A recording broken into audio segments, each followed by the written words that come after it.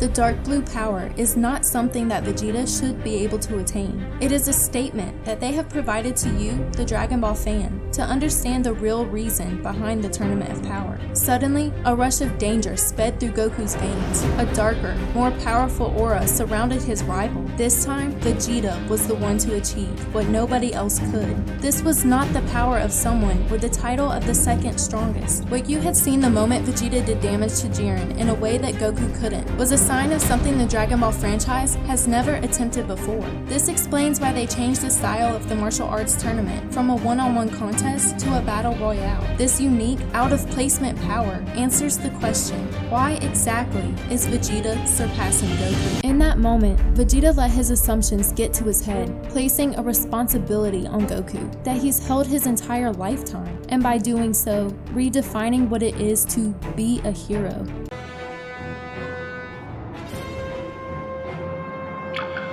It's seen in the way Goku always put the weight of the situation on his own shoulders, never second-guessing the devastating liabilities, usually succeeding by constantly seeking higher power in the only way he could, abandoning his family to train. Seriously, Goku?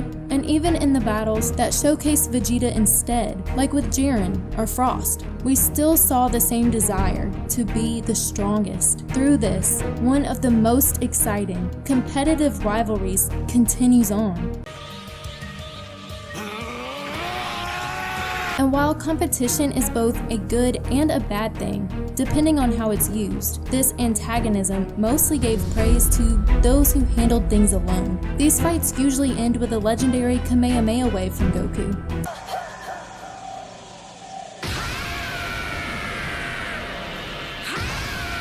Typically, he'll even be the only one to have surpassed his former limits by rejecting the helping hand when he almost failed, because being needy is never a good thing. Yeah! Dad! Yeah! Come on! We're almost there. Just a little bit longer. Hang in there, Vegeta! But the arrival of enemies who greatly outperformed our proud hero throughout that ideology. What does that mean for Goku, Vegeta, and even Gohan in the last minutes remaining? For them to answer that, they must figure out how Jiren and the Tournament of Power have changed the role of a hero. It's no longer about being the strongest individual. Rather, it's become about being the strongest team of 10. Which brings us to the underlying meaning of the tournament rules. The common theme we find is the success of the team as a whole connects to the isolated success of each of its individual fighters. As a matter of fact, tell me if this rings a bell. In the discovery of Boo's sleeping situation, Universe 7's team chose to reacquaintance themselves with the evil Frieza. This was a huge controversy due to Frieza being the least dependable person ever, but one they had no other choice but to endure for the sake of the entire universe. We even had a scene where the Supreme Kai implied that not filling this gap would likely result in erasure on the spot. This tag team aspect was a completely new spin on a martial arts tournament, but one that they assumed Zeno-sama and the Grand Priest would go to such lengths to keep intact. With Vegeta out of commission indefinitely, Goku picks up where he and Jiren had left off, leading to his first plan of action. His idea to fight Jiren alone, with the expected hopes he will be further pushed back into Ultra Instinct, is exactly what makes Goku so good at being the typical lonely hero. With the understanding of his new powers having increased since their first match, it's justifiable to test just how much of the gap between them has been closed.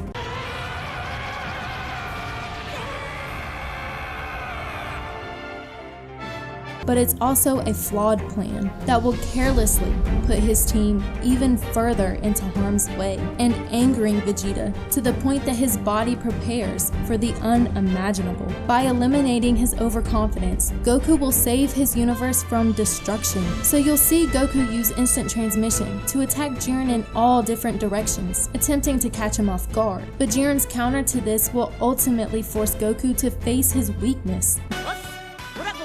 leading to his second, more bizarrely optimistic yet tragic plan of action. His ideas at this point will be running out, with his only option left being an overly simplified concept that will start to change his identity as the lone hero. Just do something. In his charges of desperation, he'll realize how irresponsible his original plan had been, knowing that an improved Ultra Instinct is the only chance he has against an enemy of this caliber, yet expecting so much, even from a fully energized Super Saiyan Blue. Goku will finally come to terms that he's been overconfident, but this will give him a totally different outlook on what it means to be a hero. And with a little work, he'll develop from arrogant fighter to dependable warrior, totally transform the competitive ideology he grew up in, and learn to more readily accept the helping hand. You'll then see Vegeta actually rise to his feet with an unexplainable new vision. And if his words of determination, yelling out that Goku could keep his Ultra Instinct, while Vegeta defeats Jiren in his own way, had any substance to them at all, then you can bet he will also learn to accept the changes occurring to the image of a solo hero. Vegeta will finally see the flaw that needs fixing here affects the success of everyone around him,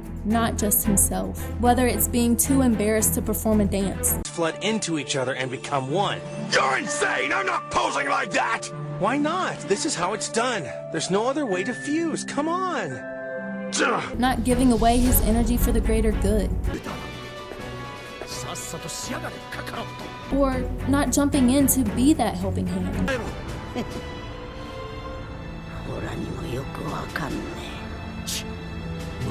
The new concept will become so familiar to him that he'll take the idea and use it to fuel his power, because he'll see the look of surrender unbelievably appear in Goku. He'll need a way to switch the tables and become the one motivating Goku to push harder. All they have to do to find victory as usual is fight Jiren side by side, just as many had suggested to them long ago. But you might be thinking, aren't there other Universe 7 fighters who failed despite understanding the necessity of working together? Yes, of course, but their weaknesses didn't lie in the unwillingness to depend on someone other than themselves. You see, the 48-minute time limit has been a constant throughout the Tournament of Power, and now we're seeing a panic to overcome those weaknesses as the time gets dangerously close to running out. But this wasn't really an issue before, when there was still much more time remaining. Those who were already accepting of the common tournament theme of dependency were able to bypass the struggle of adapting to it. Consider this: Goku will do anything to avoid using any form of teamwork until absolutely necessary, because he wants the satisfaction of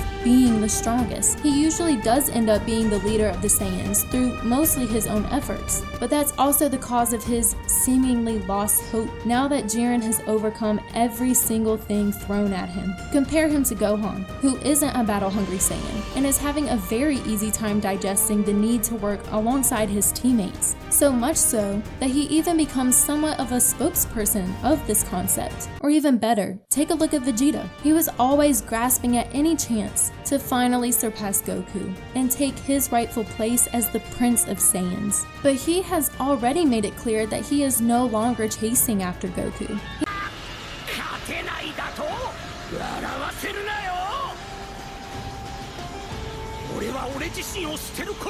He's accepted that the most important thing now is for him to embrace his individuality for the sake of his entire team. There was some acceptance of this notion by Goku as well when he asked his teammates for their help to create the Genki Dama in his original fight versus Jiren. This was definitely a step in the right direction for him, but it didn't lead to an actual change, as he was still the only one of his teammates physically included in this fight. On the other hand, when Annie Raza came into the picture, it was Goku who suggested the last remaining 6 fighters work together.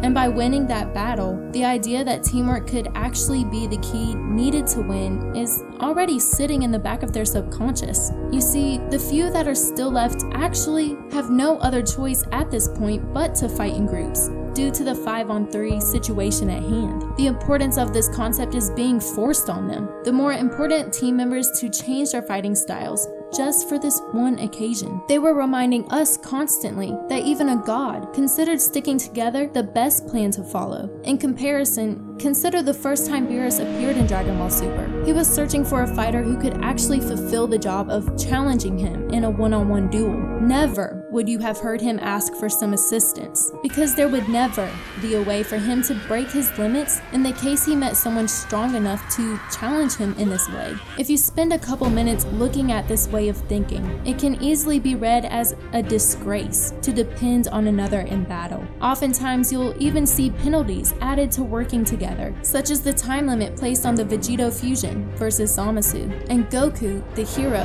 is almost always celebrated for his achievement of not needing help. Were the creators trying to tell kids to never depend on others, such as their family and friends? Absolutely not. It's simply an unavoidable detail when creating an important main character. But it's important to recognize that this is exactly why the new generation of Dragon Ball Super has introduced the importance of that very theme in this tournament of power arc. That doesn't mean that they're now trying to delete the importance of uniqueness either though. And Vegeta will be the prime example of how both being independent but also using his unique powers as a way to help someone else is the key that leads to victory. In Vegeta's re-emergence to the battle scene, Goku's Saiyan pride will be questioned, creating a new hope that will remain for the rest of the tournament, and in the process, define what it means to both be independent and dependent at the same exact time. An abnormal, darkly colored blue aura will be seen leaking out of Vegeta, motivating Goku to push his powers further. Meanwhile, also changing all the formalities of the idea behind defeating a superior enemy.